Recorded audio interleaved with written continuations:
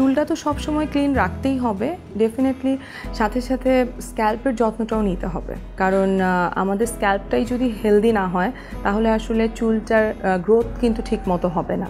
উইন্টারে বেশিরভাগ সময় আমরা একটু অলস হয়ে যাই এবং দেখা যায় যে চুলটা ঠিক মতো ক্লিন করি না, এবং বেশিরভাগ সময় কিন্তু এই জন্য ড্যান্ড্রফটা হয়। সারাদিনে যে আমরা চুলে হেয়ার স্প্রে দিচ্ছি, ইভেন আমরা যে এত বাইরে শুটিং করি সেখানে অনেক ডাস্ট থাকে, অনেক রকমের ময়লা আসলে আমাদের চুলে আটকে যায়। সব কিছু মিলিয়ে আসলে চুলের উপর প্রেশারটা এত বেশি দেওয়া হয় যে চুলের যত্নটা করতেই হয়। আর চুলের যত্নে অবশ্যই আমি চেষ্টা করি হার্বাল প্রোডাক্ট ইউজ করতে। যেসব হার্বাল উপকরণ দিয়ে আমরা সবসময় চুলের যত্ন করতে চাই, সবসময় আলাদা আলাদা করে হয়তো ওগুলো ব্যবহার করা আমাদের জন্য কঠিন।